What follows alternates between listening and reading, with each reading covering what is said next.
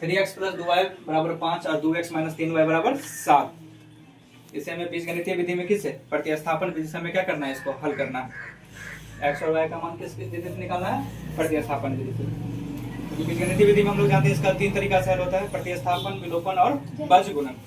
तो कौन होता है, प्रतिस्थापन, विलोपन और बजगुणन। इसमें से हम लोग पहला विधि सीखने जा रहे हैं प्रतिस्थापन। प्रतिस्थापन विधि में क्वेश्चन है तुम्हारे पास कि मतलब 3x माइनस 2y बराबर 5, 2x माइनस 3y बराबर 7। अब समीकरण 1 से हमेशा तुमको ये चीज ध्यान रखना है कि जो दो मान हमारे पास, जो चर मान दिया रहेगा, एक्स वाई दिया है तो यहाँ पे एक्स वाई एबीसीडी का कोई भी लेटर हो सकता है, तो उसको किसी एक पद में, या तो एक्स के पद में या तो फिर वाई के पद में, तो हम यहाँ पे एक्स के पद में व्यक्त कर रहे हैं। तो यहाँ देखो इक्वेशन फर्स्ट लिख देंगे समीकरण 1 से।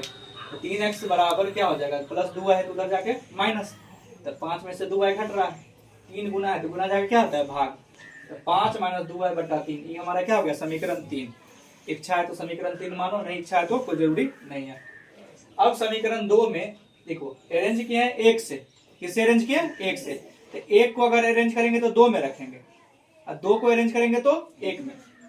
तो समीकरण 2 में x बराबर 5 माइनस 2y बटा 3 प्रतिस्थापित करने पर, तो यहाँ पे हम जो 2 में रखने चलेंगे तो 2x माइनस 3y है, तो 2 और x बराबर ये रख रहे हैं, तो x का मान है 5 माइनस 2y बटा 3 माइनस 3y बराबर 7। इसको जब हम सॉल्व करेंगे तो देखो कटने वाला है, नहीं कटने वाला, तो 2 पंचे 10, 2 दूनी 4 बटा में 3 माइनस 3y, नहीं कुछ तो बटा में 1 और 3 कैल्शियम 3, तो 10 माइनस 4y माइनस यहाँ कितना होगा, 1 तिया 3 तो 3 तिया 9, तो 9 और 4 कितना दे देगा 13y, और ये माइनस 10, तो 10 माइनस 13y बटा 3 बराबर 7 होगा यहाँ पे।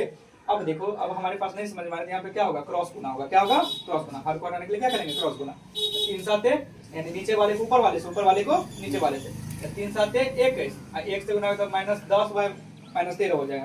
तो 10 प्लस में तो उधर जाके माइनस, और ये माइनस 13y है तुम्हारे पास, तो 21 में से 10 जाएगा तो कितना देगा, माइनस 11, और 13 गुना है तो जाके क्या हो जाएगा, भाग। तो माइनस 11 बटा कितना हो जाएगा 13। हम यहाँ पे 2 स्टेप गायब किए हैं, यहाँ पे सॉल्व किए हैं, यहाँ पे तो कितना हो जाएगा y बराबर माइनस 11 बटा 13। यहाँ तक समझाइए y का मान कैसे आएगा 11 बटा 13, इस समझ में आया। अब ये मान जो हमारे पास y का मान आया उसे अब हम इसमें 2 में रखे हुए थे, अब 2 से जो मान आया उसको किस में रखेंगे, 1 में। तो अब समीकरण 1 में y बराबर माइनस 11 बटा 13 रखने पर, तो 1 है 2x प्लस 2y, तो 2y और y की जगह पर माइनस 11 बटा 13, काटने वाला रहेंगे तो काटेंगे, यहाँ तो हमारे पास कटने वाला दिया नहीं गया, तो 11 दूनी 22, तो प्लस माइनस माइनस में, अरे होगा या नहीं होगा, माइनस में होगा। हमारे पास ये स्टेप है, यहाँ पे हम यहाँ पे इसको गायब किया है,